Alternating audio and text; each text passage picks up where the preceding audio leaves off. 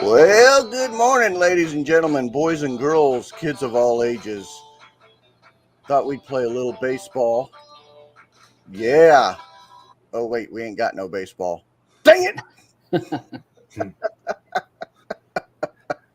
No baseball. Dadgummit. Pitchers and reporters were supposed to catch. Or pitchers and catchers. Pitchers and reporters were supposed pitchers to and reporters were supposed to catch. I'll tell you how fast my brain's working this morning. Good morning, ladies and gentlemen. Good morning, Mr. Palmer. How are you doing today? Welcome to Hobby Hotline. Morning. How are we all doing today? How are we all doing? Man, if you only had y'all in there. I don't know. I started the sentence and then I didn't know how I was going to finish it. It was like one of those, the Michael Scott joke where he's like, sometimes I just like start saying stuff and I hope I can find the way to finish the sentence. And that's sort of how that went. So that's how the morning's going so far. That sounds like every sentence I start. I was about to say, you're writing on the right show this morning. Well, we have a special, very special, very special. Can I say how much more special you are? Guest Herman, 3B, baseball, Bryant. Welcome to Hobby Hotline, sir. Appreciate you having me. Not sure why I'm here, but because your opinion matters, dude. See, even look, very special. Probably because they didn't have to be here. Well, it would not be a Hobby Hotline unless we didn't say good morning to the sports card shop at MoCo. Good morning to all of you watching. Good morning to Rex. Good morning to all the Goacher family. Wanted to say good morning. We appreciate you having us on at the show. Do we have anything to talk about today? I don't know. Big week for baseball. Yeah, big week for baseball. Let's see who's in the chat already. Good. Let's see. There's Kent Card. Good morning, sir. And then very, very special and lovely Miss Jenny Miller. Good morning, Miss Miller. And we've already heard from this guy. Good morning, Ed. Good morning, sir. And let's see. Oh, we got a Bo in the house. Good morning, Mr. Turkey Cards. And look at this. Good morning. How's Brody? The last time I heard from Brody, he is good. And you know what? Happy birthday to you. Happy birthday to you. Happy birthday to you.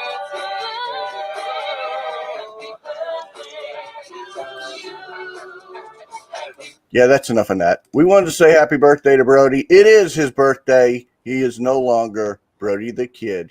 He is officially Brody the teenager. So happy birthday, Brody. We're hoping that you are doing very well. We are hoping you're doing very well. Good morning, Mr. Harris. So we're all doing good. We ain't got no baseball to talk about. So what are we going to talk about, Herman? Going back to what you just said about no baseball, there was a comment made on one of Bo's shows. It actually was made a couple of times that how the owners and the players kind of haven't really met a whole lot since they had the lockout, that they should just be put in a room and treated like jurors. Just don't let them out until they come to a decision one way or the other. Just, you're here, make up your mind, meet in the middle somewhere, and let's play ball. I feel like we need to throw them in there with a bunch of boxing gloves. What do you think, Mr. Palmer? Yeah, I mean, I think with baseball, it's far more detrimental to the game long term what they're doing than what they think that they're negotiating about. Like they were the sport that was most affected by the shutdowns last in 2020. It's crazy that was already 2 years ago, but like their whole season was almost canceled because of the shutdowns, and they made it the full season last year. They almost, they were lucky during that 2020 season that there wasn't a catastrophic when Turner got COVID in the middle of the game and he had to be pulled. So like, who knows what would have happened if like game 6 of the World Series has to go to game 7, but one of the players gets COVID. So like, they just need to figure it out. Like, and it seems like, you know, as someone who's not a millionaire or a billionaire, it's hard for me to side with either one of them because like it's millionaires and billionaires fighting over billions of dollars. So it's like at some point they need someone maybe from an outside to be like here, like an arbitrator, which like how they do with contracts. They need to figure out a way to get somebody in there to say, here's what you guys all want. Here's what the middle is. This is what it has to be. Like they just need to figure it out because they're hurting themselves much more than I think they're helping by not figuring this out. Yeah, I think we need to just get Mr. Newman in there and just let him go. Newman will figure it out. Yeah. Well, you know, and I know that compared to the money that's made by the owners and what the players are played, that, you know, baseball cards, sport cards in general, that's the last thing on their mind. But if you look back to 94, is that right? Yeah, 94, the last lockout they had, how it affected the hobby. I know for me, that was kind of when I lost interest. Not so much right now, because of the way my collection is focused a little more than it was then. Back then, it was getting everything, and when baseball stopped, I drifted toward football. Yeah, you know, and like I said, I know in the grand scheme of things that, you know, cardboard's the last thing on their mind when they're arguing over billions and millions. I mean, but you would think that because I think with the new Fanatic deal, didn't they, like the Players Association, they have like a cut in it now, right? Yep. Yeah, from my understanding, they get more equity, I think, in some way or fashion, which I think honestly is something that, you know, I think the players having a little bit more stake in like signing autographs and in the hobby in general. I think that's one way that they can grow the game. Like, I think that they've done a much better job, at least in my opinion, in terms of their media and how they kind of do like social media and just media in general. Like, they used to almost ban any account on Twitter that would tweet out a home run. And like now they're not as strict, but like it's wild that they thought that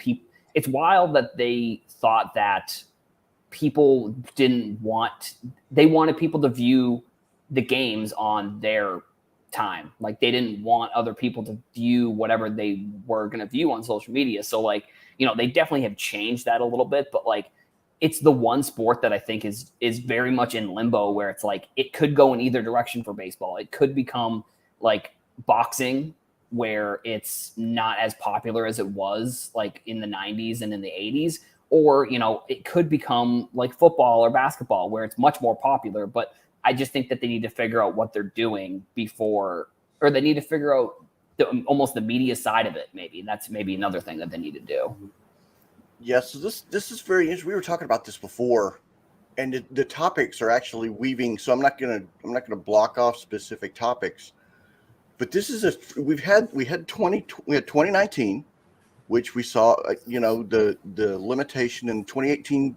Let's talk about specifically baseball cards. 2018, 2019 are considered lower prints. Okay, COVID happened. We had the acceleration take off. And then everybody printed everything. Well, now you've got top 70. You've got all those case studies in economics and microeconomics and everything that all the marketing and economic guys are going to have. Well, let's think about this now. Prism football. You know, Adam, you said it just got pushed again. So could it be the start of baseball season before we get Prism football? Well, okay, basketball season's in its heart right now. Nobody's going to be thinking about really football. The draft doesn't have great quarterbacks. Baseball's, I don't know what they're doing. So, but Series 1 just came out. I mean, people could flock to NASCAR, to could deepen the basketball. Mhm. Then you got the whole Fanatics thing. I mean, it's a very interesting microeconomic case study, marketing, and I was studying about how brands that hiccups. Herman, Coke and New Coke, and now it's Coke Zero. I mean, there's a whole this is a very fascinating, interesting time for sports cards where we had such a swell, and then you've got Josh Luber going, well, I want to accelerate everything. Well, if anybody, Luber needs to pull everybody and start beating people. I mean, well, not physically beat, but you know what I mean. What do you think, Adam? Yeah, I mean, I think with Prism Football, like it's one of two things for me. It's either the product just for whatever reason wasn't ready, so they literally couldn't release it, or Panini maybe is making a conscious effort to maybe help collectors in a way where, sure, there's going to be a lot of it, just based on the print runs of everything over the past couple of years. But like now, I think the price of it won't be on the secondary market, won't be as high as it would have been if they had released it in December or January. And I think also if we can kind of tie it into the Topps print run with like Wander Franco, like I think what it's done in a way, it's not necessarily good, or I think it's kind of in the middle of good and bad, because like I think it makes the Wander Franco card available at a price that is reasonable for a new collector coming in. And I think that's maybe sort of what's going to happen with Prism Football. Like if someone wants a Trevor Lawrence Prism card or a Mac Jones Prism card, like the first couple weeks, obviously they're going to be higher, but like once we get closer to, or once we get farther away from the release, I think the cards are going to be much more reasonably priced, because if Mac Jones kind of turned it on that second half of the season. So if Prism had come out in December, like it did in 2020 Prism Football came out in December. We're still waiting in 2022 for 2021. I just think it's going to make the cards a little bit more affordable for people. And it also kind of makes me think like maybe there just needs to be an adjustment that we all need to make on like what is the most valuable card, I guess, if that makes sense. Yeah. What do you think, Herman, about, I mean, because I know you collect Georgia players, but an interesting fact, and I don't know if you know this, I went into fantasy football this year just so I could watch, players and specifically the rookies. And in my fantasy football league, you were talking about Mac Jones. Mac Jones was the number 3 player in my league for fantasy football. So, what do you think about Prism pushback, that whole thing, Herman? Well, I mean, I don't really keep up with a whole lot of the football releases unless, like I said, I'll pick up Georgia players here and there. But, I mean, have they actually stated a reason why? Is it a shortage of, what is it? The supply shortage is what I think they said on like Upper Deck was having with some of their stuff when they started canceling products and pushing them back. And even, I mean, you had some baseball products that was push back, and then I actually finally just canceled. Was it Big League? I did too. I canceled my Big League. Well, I mean, I don't even think it's slated to even be released now. Yeah, it's not. They're moved on to 2022. So, and like they should, and I feel like that's probably what Prism should do. Yeah. Oh my gosh. Could you imagine, Adam? A year God. without Mac Jones. That would be, holy cow. yes. Just like Adam said, I mean, they keep pushing it back, and everybody's moved into the next, the next big thing. What's coming out? Which you said, there's no real big quarterbacks coming into the draft. So, who are you looking for in 2022?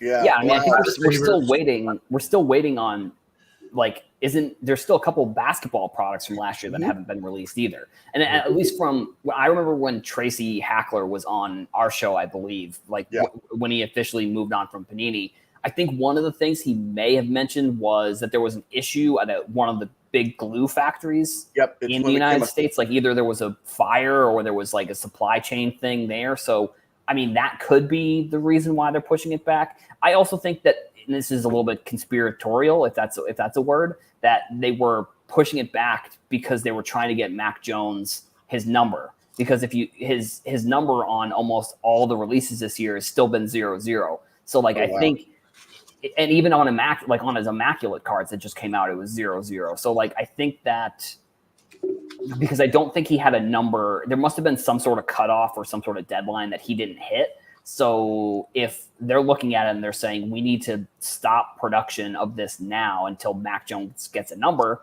that probably pushes the product back farther. And, they obviously didn't know that Mac Jones was going to be what he was. I think going into the season, he was probably the 5th out of the 5 ranked quarterbacks in terms of how much people were excited for his cards. So I think once maybe he has that first couple games, and if they're still in limbo with Prism, like if they're like, if we just push back a month or two, then we can get him with his actual real number. I think that's long term. I think it ends up being worth it for him to have his actual number 10 versus having his Prism rookie card with number 00. But at the same time, like that's a little bit of a conspiracy theory that I don't necessarily know one way or the other if that's actually why they pushed it back. Yeah, and I'll explain this for you. In my fantasy football league, we emphasize touchdowns for the quarterback. They're not 3 like a typical fantasy football player. They're 7. So you get 7 points for a touchdown. So you really get the view of the actual who scores the most points, so to speak, through football. So quarterbacks are higher. But to have Mac Jones number 3 behind Brady and Rodgers, to me, that stood way out. So I was really interested in Prism coming out and seeing what that did to football. So that's where that's coming from. And then baseball, do you think it will drive football prices? I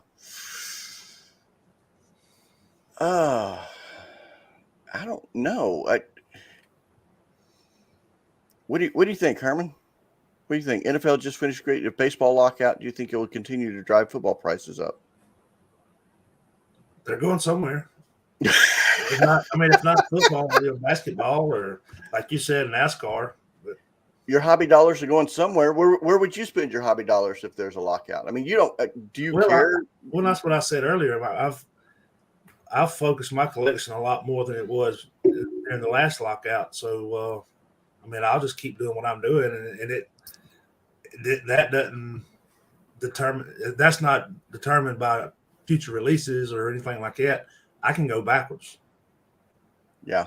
I also think really quickly, I think too, like the football off season, I think is probably from a media standpoint, is probably one of the best timed. Like it seems like each week or two, there's something for the NFL that's like, here's the combine, or then here's the draft, and then here's free agency, and then here's the preseason or whatever. And there's like it feels like and same with the NBA is kind of like this too, but I feel like they've timed it pretty well where the NFL is sort of always in the media during the offseason. So, it even could have been a conscious effort by Panini and the NFL to push Prism back and make Prism like one of these media events that's like the big thing that people are talking about for the NFL potentially.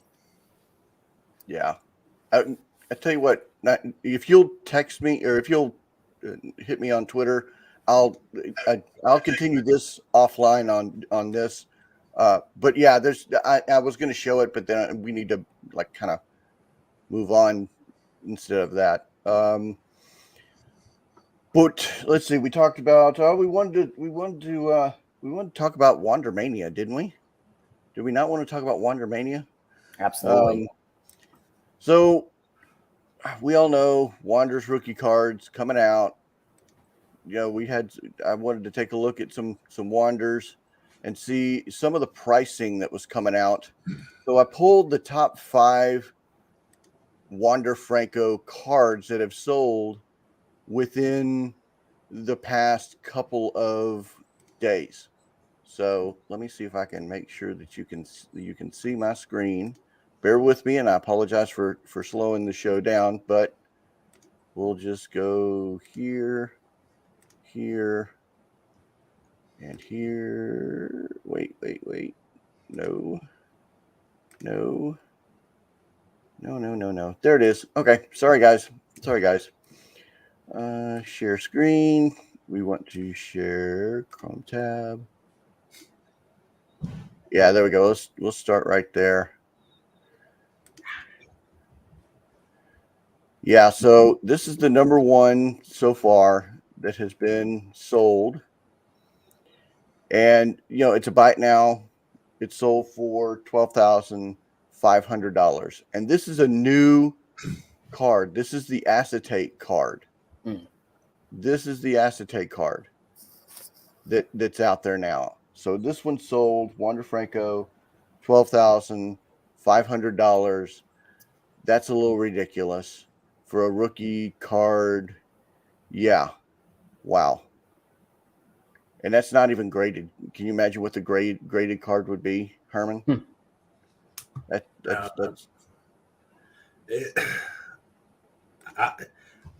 to me, I know this is the acetate super short print or whatever, but they just seem like everybody's pulling them from what I've seen. Yeah. It's almost like they're in every box. No, not in every box, because I just opened up a box. Not every box, but it's close though. It's yeah, very close. I completely agree. I think every social media post is like, here's this Wander that I'm trying to sell. It's like even the super short prints. I feel like I'm seeing those every 10 tweets. It's like, how short printed could they really be if like there's already like 15 that have sold on eBay? So if you watch the prices too, I mean, since they started hitting eBay Wednesday night, right, or midday Wednesday, and they started out, if I'm not mistaken, somewhere in the neighborhood of $50, and now they're down to 10 to 15 already. So that alone tells you that it's flooded. They're out there, and boxes are still being open. So how many more is going to be out there? This is going to be it's going to be the Lewis Robert of 2022. Once they all get back from PSA and BGS, and I just wonder, I wonder why as much as social media content that I consume, I also produce a decent amount of it, and it feels like with every product I try and tell people, hey, give it a couple weeks, don't buy them right now. But like every product, without even a doubt, there's always they're overpriced. They're more expensive than they should be. So I'm interested in your guys' opinion. So first, why are people buying them, and how at this point do people in the hobby not know that the prices are going to go down? So why are people still buying the cards right when it comes out? It's just something every single time a new product comes out, I make a video or I tell people, hey, don't buy the card right now. It's going to go down in price. But then yet people still buy them. And I'm not saying that everybody's watching the stuff that I'm making, but it just seems like it's happening every single time. So how do people not know that's going to happen at this point? Well, Herman, you're the long time, so you jump in on this one, and then I'll add my comic view after. Well, that's a well-used term called FOMO. They want it now and not later. They don't. I guess they're hoping to get it now and like you said, get it to the grader and get one of the first ones back. But like I said earlier, Lewis Robert from 2 years ago, you can buy a PSA 9 copy of that card now for less than what you bought the raw card for when it first came out. Right. So I've never been one to just jump on buying something when it first comes out. Being mainly a set collector, cards like that, I'll hold till the end sometimes 9 times out of 10 it works out to where I get it a lot cheaper than I would have to start with. Every once in a while, it'll be a lot more, but it's worth the wait. They're not going anywhere. Like I said, they're still being pulled. There's going to be so many of them. There is a PSA 10 too that's listed on eBay right now. I saw that this morning. So the first one, I guess, has officially been graded a 10, and is somebody posted on eBay, or the base, not any of the SPs. How you got to walk that sucker in and spend a ton of money Yeah, I know. It's crazy. I mean, that makes no sense whatsoever. I mean, and this Canton Card Collector makes I mean, why would you spend $30K on a Wander Franco when you can buy a nice Ruth Gowdy? What? I mean, right. I don't get it. Good morning, Give me- 70s Card Show. Give me the Ruth. Yeah. Yeah, I can understand some, like, if you wanted this is the one I don't understand. I really don't understand this one. This one, like, it just drives me nuts right here. This one sold. This one sold for $2,250, like $2,000. Are you kidding me? Yeah, What? and they're not numbered. So like if there was some sort of numbering on these cards, like if we knew how many there were, then that might justify the price. But I think I said this earlier on in the show, like there's 10 of these that are listed on eBay, the super short prints. So like how super short printed could they really even be if like there's already so many that have hit social media, hit eBay? Like I just don't. If there was some sort of numbering, like I said, maybe that justifies the price. But like without any numbering, and until we can kind of get a better idea, it to me, again, like you said, it doesn't make any sense. I'll tell you something more short. Go ahead, Herman. I'll tell you something that's more short print than the Wander Franco super short print. Was it last year before last, Freddie Freeman's Mother's Day card. Yep. Never saw one on eBay. I've got it saved and one's never popped up. Well, let's if you want, I mean, we want to talk about products. Let's talk about that. I mean, these are only going for like 150, 200. I mean, think about the first years of these in basketball. Why is a Wander Franco, who's now reportedly a 3,000 plus pack? I think it was 3,300 plus pack. Somebody put on their listings that, and $3 will get you a Coke. But I'd rather have this. I'd rather have a home field advantage.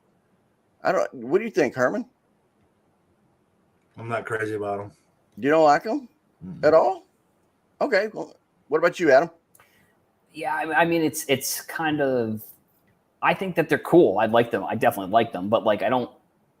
They're essentially the same cards as like the downtown inserts for Panini. So it's like, I get that Topps maybe wants to come out with one of these like short printed case hit inserts, but like there's no other way they could have figured out to come up with a different design than just copying the exact concept from Panini, I guess. And I don't know if it's like the designer from Panini or something went over and is now working with Topps or something like that. But like you put the cards up next to each other. If there were no logos on them, you wouldn't. If there were no logos and you didn't know that the licensing or whatever, I don't think you'd really be able to tell the difference between the two, between the downtown and then this type of card. So I like them, but at the same time, it's like there's no other way we could have figured out to come up with a better insert than just copying almost what Panini's doing. Oh my gosh, that makes my brain want to like start thinking about a rated rookie logo on a downtown for Donruss. That like you just blew my mind right there. And again, this is a great point by Jenny. I mean, who knows they're not going to release their print. There's no way. What does super short print mean? Who knows? I think someone did the math on Twitter, and the math equates to like over 1 million hobby boxes. And I didn't really look into the math and how they did it exactly. I think it must have something to do with like how many. There must be some sort of hobby exclusive parallel that equates to how many boxes there are, and that's just in hobby. That's not including retail. So there could be 1 million or even upwards of 2 million of these Wander Franco cards that are available, and like people buying them for $40-$50. Like I said, and I said this is another thing that I said earlier. Like I think it makes that card available for people that want to buy it compared to like 2019 Prism, where like Zions were like $100 for the base card ungraded. Like that's not a reasonable purchase for somebody that is new to the hobby. So like if someone's new and they like baseball and they want to buy a Wander Franco card, if this card's $5, like that's probably a good thing. And then we can, the people who are speculating and who want to flip cards and make money, like they will just have to find a different card essentially. Like, and I think that's kind of what's happening with Topps flagship. And I don't know if it's Topps putting its, no pun intended, its flag in the ground and saying this is a product that everybody should be able to get at a low price, no matter what, compared to other products, and saying like if you want to flip these cards, it's going to be almost impossible for you to get the best rookie and flip it. But like I just think that there's going to be so many of them that it helps people who want to get the card, which I think in the long run is going to be good, as long as I guess I don't know, as long as there's still people don't keep charging $40-$50 for them, which I don't think will eventually happen. Like I think in a month from now, you'll probably be able to get them for under $10 if I had to guess. Well, this card is it's sold for $175. Mm-hmm. So this is a sold card that sold for about $175. And while I'm thinking about this real quick, I wanted to say, Scott Green, good morning from Denver. Good morning from Texas. Good morning from Georgia. Thank you very much for spending time.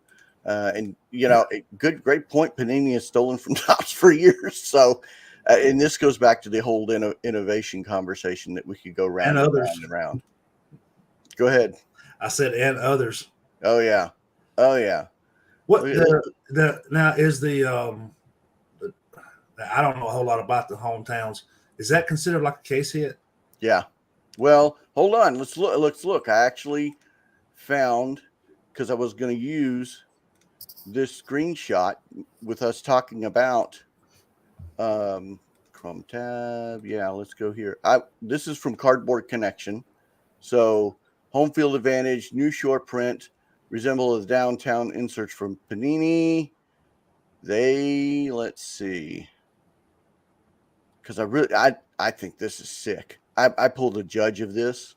I think that's a sick card, and that's just me being like, that's just me. I mean, what do you think, Herman? You like that or not? The flashy feet. Yeah, they're different. Yeah, they're trying. It's no different than them, throwing a napkin in a card and calling it a relic. Wow. What do you think, Adam? I mean, I think, sneaker culture and cleat culture, I guess, is kind of one and the same within baseball. Like, I think that they are using an aspect that I think people like. Like, I think one of the things that's, I don't know if you could say viral on social media, is like when somebody wears a crazy pair of cleats. So it's like, I think I don't know if it's the exact term that I'm looking for, like honing in on an aspect of social media or aspect of fans of baseball that people are interested in. So, I mean, I think it's cool. I think it's one of the things where it's like, I guess it's with these inserts, like it's maybe one that's even like, how many of these are there going to be? So I don't know. I mean, I think I like the insert just because it is using sort of a piece of culture that I think is underrated and isn't exactly, it's talked about on social media, but like not, I feel like on like, Sports Center or on like to TV, stuff like that. Yeah. I hadn't even thought about it until you said something about the sneaker culture, but just you think back to 2020 there in the Project 2020, how many of the so-called sneakerheads that got pulled into the baseball card or sports card collecting during that time, be it either the project itself or just the flippability of prices going up. So, I mean, I guess I didn't think about it till then, but I guess that's who they're kind of catering to with that insert.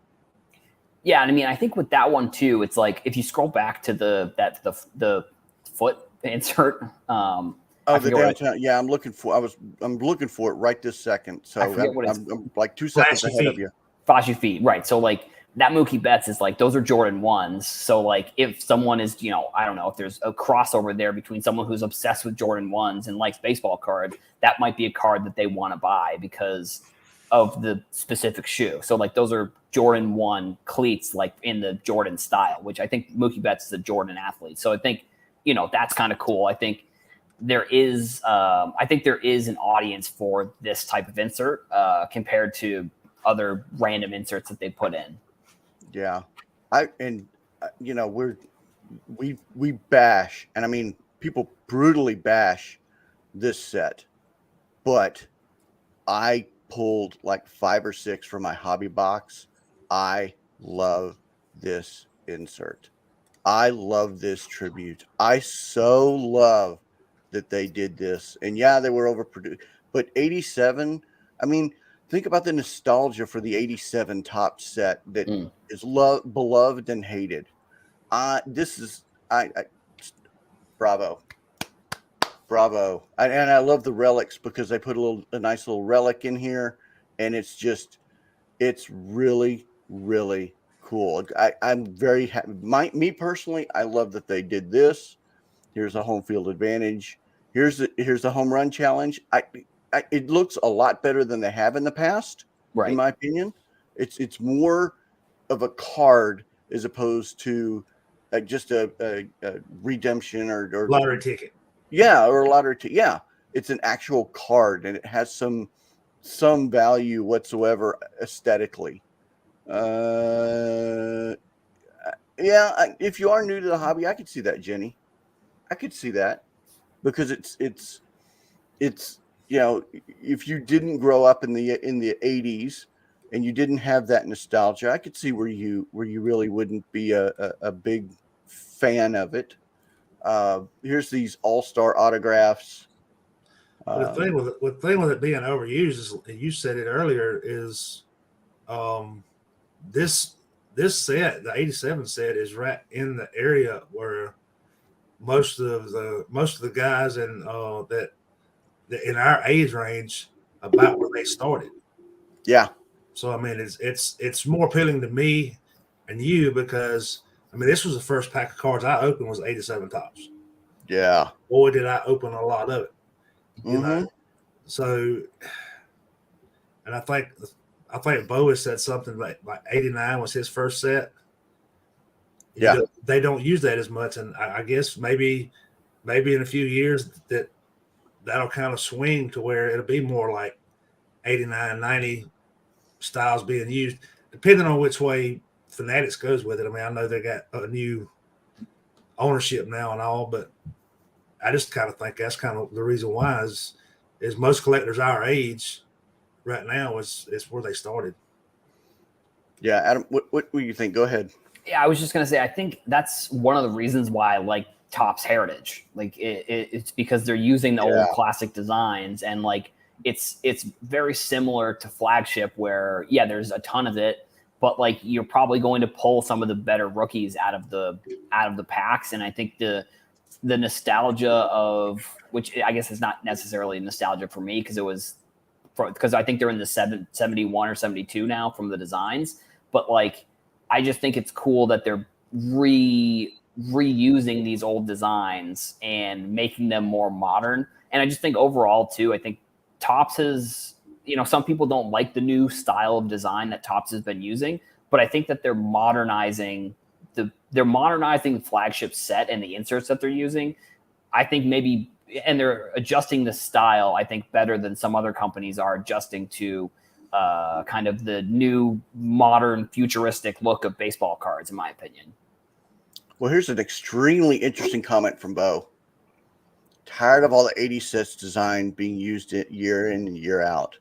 That's so in 2019 and 2020, I thought the same thing. But this 2021, what do you make of that, Adam? What do you make of that? I could see why, like, if you've been collecting for a while, that you might get sick of some of the older designs being in, like, literally just not even a new take on the older designs, like just the old designs being used on newer cards.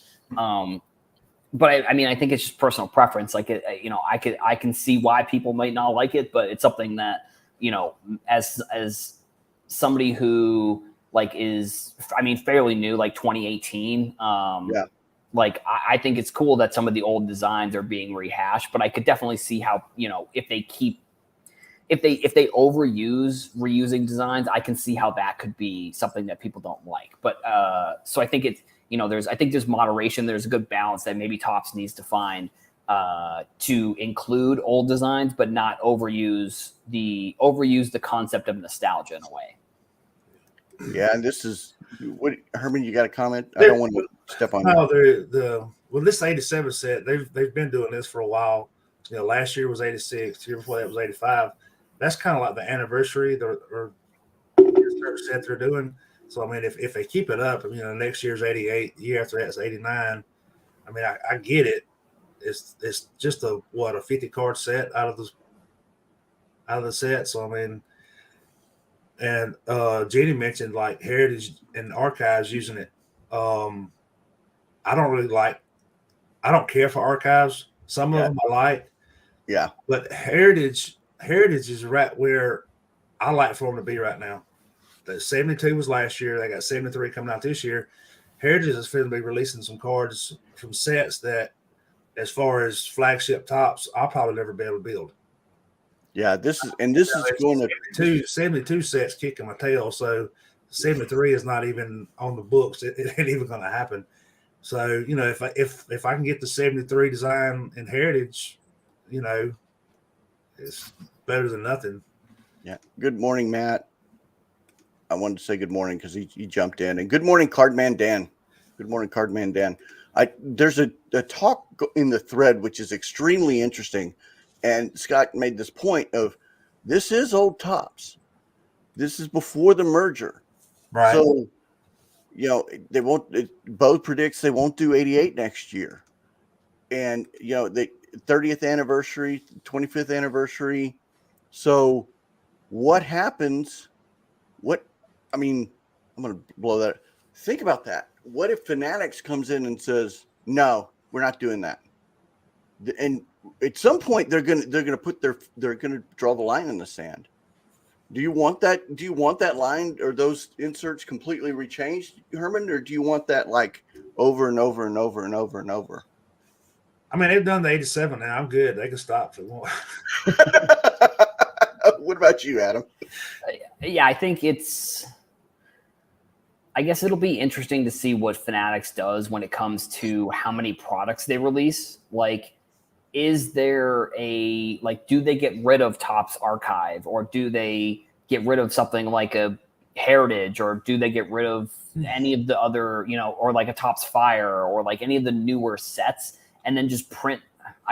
Because like Josh Luber did go on a podcast. I think I was the Lucas Tigers and Bronze podcast. I was one of the ones that he went on in December, and he talked about one of the things that he thought was something that he wanted to emphasize was creating products that have long-term value. Like, so I just wonder, like, does he look at the amount of sets that Topps is creating and saying these products, like, nobody really cares about them as much as they care about flagship? So like, do they emphasize more on flagship or Bowman Chrome, or even Topps Finest, for example? Like, I feel like Topps Finest has a lot of history to it, but it's not really a set that people.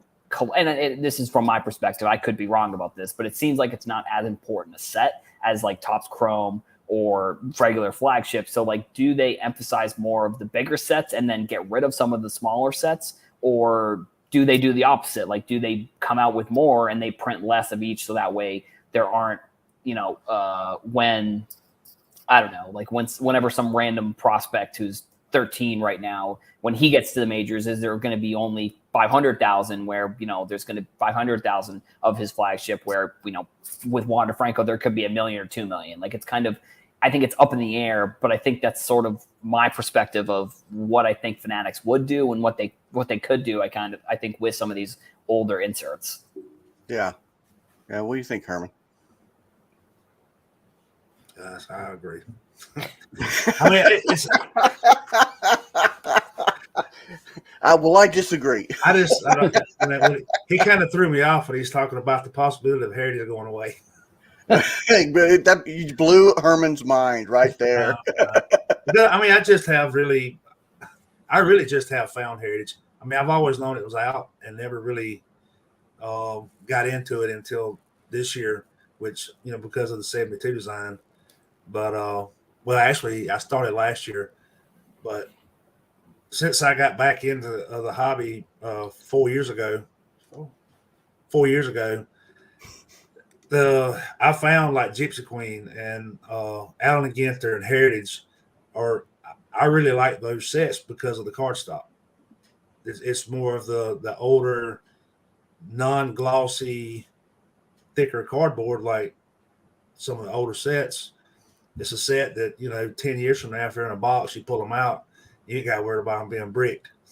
So Yeah. I hope they keep that's three outside of the flagship tops. That's three that I hope that they don't really mess with. Jen's got. Yeah, I think too with like archives, it's like it's not a new like you said with Gypsy Queen or with Allen and Ginter. There's a new design every year for that product. Like archives isn't really using a new design, and I know it's a little sort of the same as Heritage, but like Heritage is at least sticking with the one design and using that as the base set. Where with archives, it's using a bunch of different designs, but at the same time, it's like at what point do they just used all the designs that they can use, and then do people not care as much about Heritage, or do they not care as much about some of the inserts that are in like flagship stuff like that? Yeah, Kevin's got it. I mean, I put this up here because this is, I honestly, I expect either, and this is gonna, don't go shocked, Herman. I think either archives or Heritage are about to go away. I think archives is fine. They can take archives. But I think as a product innovator, I think there's too much nostalgia within their products. Yeah, potentially. There's too much of the going back into the history. Why can't we move forward? That's part of the complaint for the past couple of years has been all of it's like the TV shows or the movies or whatever. Can't they come up with something new? Well, a product innovator. Hopefully they'll be able to do that. And I want to say good morning to Kevin Jones. Archive should be an insert type card, 1 in 3 packs or something. That's a great idea. Take some of these and move them into. Prestige is coming back.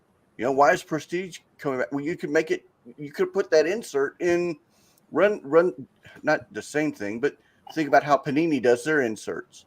Clearly Donruss football is coming out because for the past 3 years, they've had put clearly Donruss rated rookies in. So they know tried and true proven that people like those cards. So I understand completely what everybody's doing. Saying Heritage is really well done, but of course I agree. However, I think they're great for TTMs. So yeah. Wait till 2036. You'll have the 1987 Heritage. Archives has jumped the shark. That's great. That's great. I think one of the questions I saw in the chat was asking about like Fanatics, and I almost think it's less about Fanatics and more about like Josh Luber, because from what I've seen, it seems like Josh Luber is going to be the head of kind of what Fanatics has going with sports cards. And I've sort of, I'm not an expert on who Josh Luber is, but I followed him kind of throughout his career of like building StockX and then kind of coming into sports cards. So like, the one thing that you could say about Josh Luber is that he has sort of affected industries that he's in. And specifically like streetwear and sneakers with StockX. Like he was one of the main founders of StockX, and that kind of disrupted almost the industry. And I don't necessarily think he's going to come in and disrupt sports cards, but I think he has innovation and value of cards in his mindset of what he wants to do with Fanatics. And if they let him do it, I think then that's going to be good. But like if he starts getting, if his ideas start kind of getting shut down, then that might not be good. But at the same time, like we're still so far away. I don't think anybody really has any idea what's exactly going to happen. Yeah, and I'm going to give credit where credit is due. This is from Sports Collectors Daily. I read this. I saw this come across this morning. I'm behind in my research, but I remember the conversation he had on CNN when the Fanatics was first announced. And my goal would be how we now have 50 to 100 million collectors, hundreds of million collectors.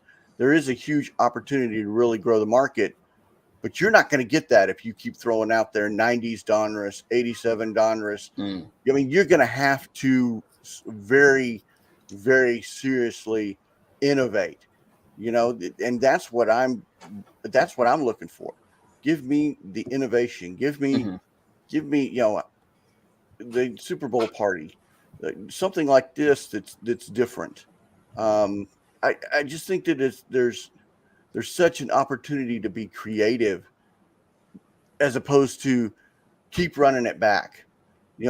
Move forward. Like there's so much that could be done, so much, and I've thrown idea after idea. I'm not.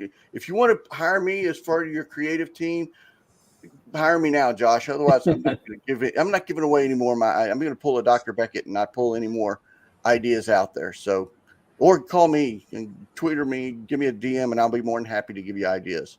But start a Patreon and put all your ideas behind a paywall and be like, and just send Josh Luba the link every day. There you go. $100,000. I'll give you some ideas.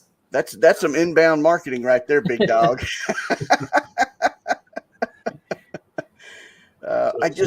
Speaking of Beckett, didn't you have something else that you was going to put? Yeah, we need to do some tribute here. Thank you, Herman. We need to do some tribute here. One of our own, the great, the awesome, the incredible, the amazing, and I'm stalling because I'm trying to put this up. 2022 Burdick Award winner, Jefferson Burdick Award winner for contributions to the hobby. Now in its third year, went to Dr. Beckett.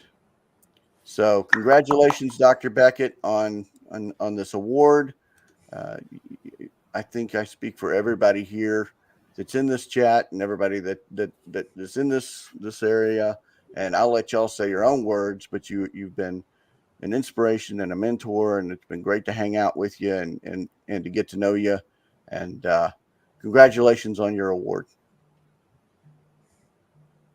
Darwin? Congratulations. That's it? Really? That's all you got for Dr. Beckett? You said it all. No, it's great that he was recognized that way. I mean, like you said, he has done a lot for the sports car collecting world. I mean, it still is. So, well deserved. Go ahead. I don't have it. Adam? Oh yeah, I agree with everything everybody said. I think he obviously had such an impact on an era of cards that was one of the eras that kind of grew the whole industry. So I think it's great to see. I think what this probably will do is people will they'll probably realize who Dr. Beckett is from maybe this article and how much impact he really had on the industry and just everything in general. Because even one of the things I post pretty frequently on TikTok, and one of the things I say about finding prices of cards is you go to eBay and you can find them, and then I know for a fact I'll get 10 comments being like, no, you got to check the Beckett magazine. So I'm like, oh, okay, yeah. People still are checking the Beckett magazine, which is for it to still be as relevant, I think, as it was back then, I think is a testament to how good Dr. Beckett's done and how good the magazine is. Yeah. So congratulations, Dr. Beckett. We greatly appreciate all that you've done, all that you are, and all that you will be. And man, I can't say that enough. I cannot say that enough. There was one thing I wanted to talk about, and I don't really remember. Wait.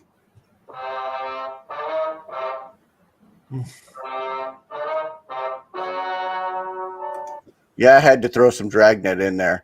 It looks like that they finally caught one of these criminals that I keep saying it over and over and over again. Stop freaking robbing the hobby shops.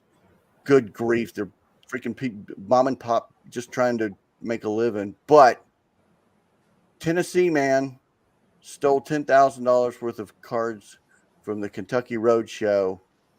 They caught him. Jason Cates, 38 of Knoxville.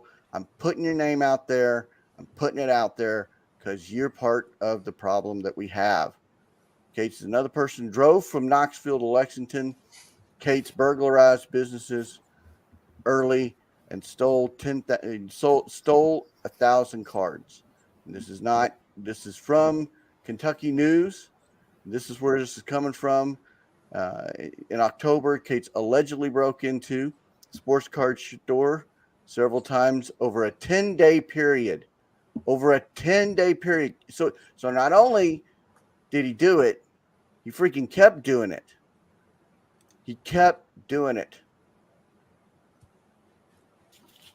I'm gonna shut up. I'm gonna turn my mic off because I'm gonna go like ballistic. Yeah, I mean, I think that all hobby shops nowadays. I mean, I think it's unfortunate that it's really gotten to this point, but I think it just shows that hobby shops maybe need to take a little bit extra and spend a little bit more extra on security potentially, because you can. It's not, and I don't know this, but it's not like hobby shops every single day they're taking everything off the shelves and putting it in the back room so no one can get to it. And maybe some hobby shops do that, but I think it just shows that you need that extra level of security when it comes to these types of shops, especially, because you want the nice storefront, you want people to be able to see in and see all the stuff you have. So you got to figure out a way to, when you're not there, to make sure people aren't like, I'm going to go take that when people aren't there, so that's kind of my 2 cents on it. Herman used to run and own a hobby shop. If you were to go back into it and have if your wife would let you, what wouldn't you be a little concerned about massive security and all that entailed?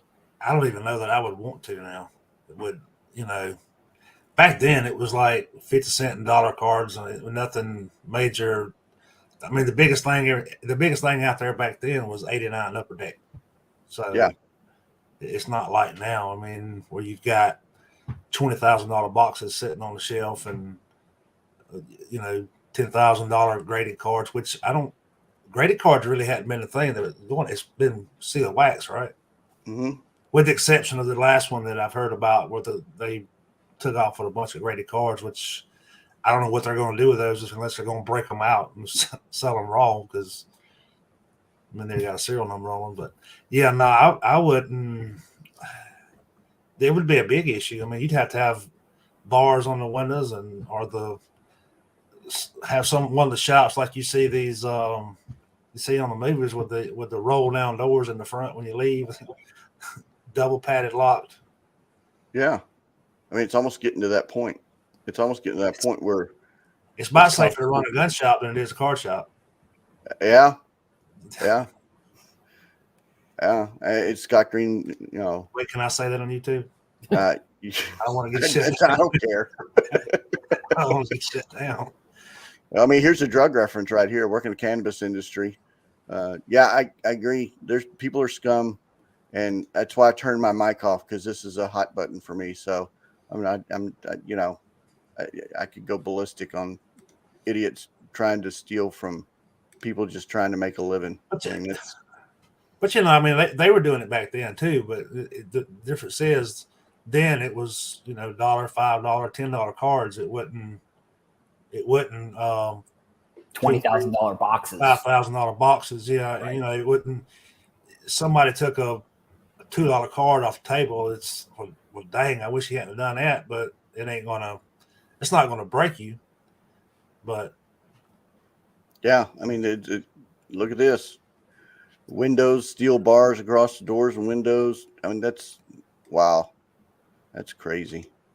I got things are now. It's about that way for anything. It's we just recognize the card shop part of it because that's the hobby we're in, and that's what we see. But I mean, it's happening everywhere with everything. Yeah, I got one more thing somebody just threw out there. I wanted to kind of, hey, what's going on, Michael? I saw this. Saw this come up. How cool is this? This is a pretty. I like this idea. I hope they continue to do something like this. I know it's a little mellow, but you get a pop, and you get a full size card. I think there needs to be more and more of this integration here. What do you think, Herman? So is that an actual Yep. a regular size card with a mini pop? Is that what that is? Yep. Okay. I mean, I didn't know if it might have been a standard size pop with an oversized card, but what do you think? I like it. Adam, what do you think? Yeah, I mean, I think anytime I see sports cards being integrated into popular culture, that's something I'm into. Whether it's sports teams posting about cards on TikTok, or it's the Topps Project 70, where it's like the artists from other industries are coming into sports cards, or it's something like this. It's always something that I enjoy seeing. Pop culture and sports cards kind of coming together. So it's definitely something that I think is really cool as well. I hope they're doing it with baseball too. Oh, wouldn't that be cool? That would be really cool. But yeah, that'd be really cool. That'd be really cool. I don't know if you could do it with like that's kind of like the old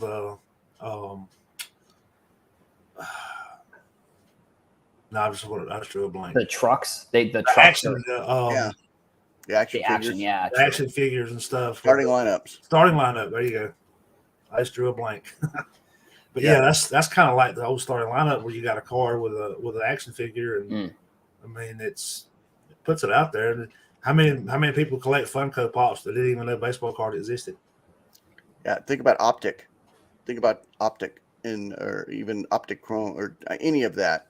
Oh, see, cost. Here you go, oversized card. But still, I mean, it's cool. I like it. Put cards. I so agree. I want this so bad. Please, okay. So I'm giving this one away, but please put the cards. I want the Wonder Bread card.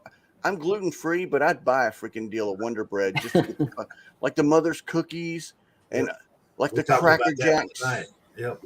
And put the on the Jello and on the Wheaties. I mean, this I cannot. Somebody please start to do this again. Go ahead, Adam.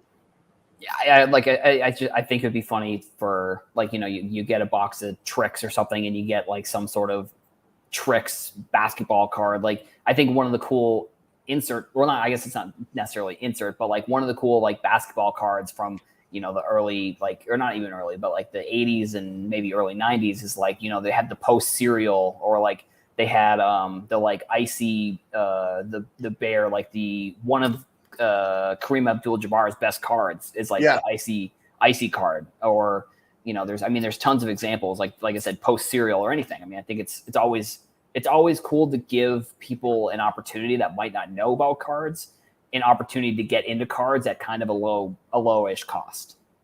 Oh, so I'll give one away because Chris Carlin watches the show Upper Deck. What about, Herman, Jordan card on the back of a Wheaties card now? How cool would that be? On the back of the Wheatie box? Yeah, where you the cutout of the box. Yeah. Where you got to cut the box out. Think about Jordan. Think about Tiger. Think about Serena. All those players. How cool would, dude? I'd buy a case of Wheaties and just put it in, and then let my wife worry about weevils for several years. Yeah, I mean, yeah. We need Mike Moynihan to do that. That was my favorite. Yeah, Cracker Jacks. I mean, think about it. Put it on the back of a Cracker Jack box and no. It's got to go inside in the pack. The minis. Oh yes, like the minis. That would be so cool if they brought that back. So, what do you think? Give us an idea, Adam. Going out. We're over, but give us a good, really cool idea. We could do White Claws or Bud Light seltzers. Oh, now see that would be interesting because Budweiser is a sponsor of baseball. Right, yeah. Or so that would be interesting. or if like a sneaker company did like some sort of collaboration with either basketball or like some sort of sports not memorabilia, but like sports like baseball gloves, and you put like a card in there or something like that. I mean, like I said, I think any way you can get people into sports cards by giving them to them in a way that they might not expect, and that might bring them into the hobby. I'm all for anything that can bring people in. So, I mean, I think, sporting equipment, whether it's, if you buy if they do like Girl Scout cookies would be great. Oh, that'd be awesome. Did you imagine that sort of drug reference, that kind of crack having like baseball cards on the back of it? Good grief. You wouldn't be able to, like, the collectors would buy it case by case by case. And then you're talking about donations and all sorts of stuff. I mean, you wouldn't have to worry about seeing them set up outside of Walmart trying to sell them, because they'd be gone. They would get set up. Well, if you let's think about this. Kobe. Think about Kobe and his daughter in that relationship. If you put Kobe's card or something like that on a Girl Scout cookie with the tribute and all of that, okay, that one's for free. But TX card. The rest are going behind the paywall. Exactly. All right. I don't know about the cards and beer cases. Yeah, no, I mean, it's a good idea, but you have to protect them, because you've seen how bad them things get beat up. That's the whole point. You put it on have rings on the cards. They'd have rings where it's. Yeah, I know. It's called character. It'd be really tough to get a PSA 10 beer card. So what do you think, Adam? We've talked about a lot. I'm gonna give you the word here. You burst the word. Go ahead. Yeah, I mean, I think this is one of my kind of things that I always try and say is like, I think there's going to be new people coming into the hobby. So we need to, as content creators and people who are on Twitter or on Instagram or TikTok or whatever, there's going to be people that have questions about like, what is Prism? Like, they don't even know what Prism is. So it's like, it's going to make their experience better to just help them and answer the questions than it is to be like, how do you not know what Prism is? Like, or how do you not know that Prism is the premier basketball card or something like that? So like, there's going to be new people coming in with Fanatics, with Tops, with, whatever happens with Panini, with Upper Deck. So like I always like to say, just answer the question for them and just be as nice as you can about it. Because like, I think sometimes on Twitter and other platforms, like we're so into sports cards that we have a lot of the information, and we almost find it hard to think that people don't understand cards, and they're super complicated. So just think back to when you were getting back into cards and, how confused you were. And that's sort of one of the things with my content is like, I try to make content for people who were like me in 2018 and didn't really know that much about sports cards, and explain stuff in a way that, helps them and doesn't make them feel like they don't know anything about cards. So I think that's kind of always my message of when I'm trying to make content. And if you're on Twitter or Instagram or whatever, just new people are coming in. So I guess be nice to them, I guess it's like the new kid kind of who is transferring over schools, like you don't want your class, if they're new to a class, you don't want someone to feel isolated because they don't know something or don't know anybody. So just be nice to the people that are coming in. That's kind of always my message. Yeah. Appreciate it. Mr. Herman, how did you enjoy your first experience on Hobby Hotline? You get the word now. Well, I enjoyed it. I appreciate the invite. Wasn't too sure about it coming into it, but it's not my first time. And I've kind of do stuff on YouTube before, but it's the first time I've actually sat in as a guest host, as you said. But I appreciate the invite. Enjoyed it. Look forward to maybe doing it again sometime. Okay. Some of you know, some of you don't know. I went back. I used to be full time in the hobby, and I went back and I went and got a job, economics and whatnot, and I fell in love with cards again. October, November, December was really rough. I didn't really enjoy cards. And last night I got home from work exhausted. I got home at 6, and I spent from 6 to 11 o'clock just playing with cards, and absolutely fell in love with it. Remember how much you love cards and sports and how they interact, and just remember that it's supposed to be fun. It's supposed to be fun. This is not like mind blowing. Like, this isn't supposed to be brain surgery. Mhm. It's cards. Really, it's cards, and it's supposed to make. And as Adam said, there are going to be more and more and more people coming in that just don't know. So just be kind, enjoy your cards, and to quote Ben, "Don't be a dickhole." That's what we got. Y'all have a fantastic day, and thanks for joining, and have a great weekend.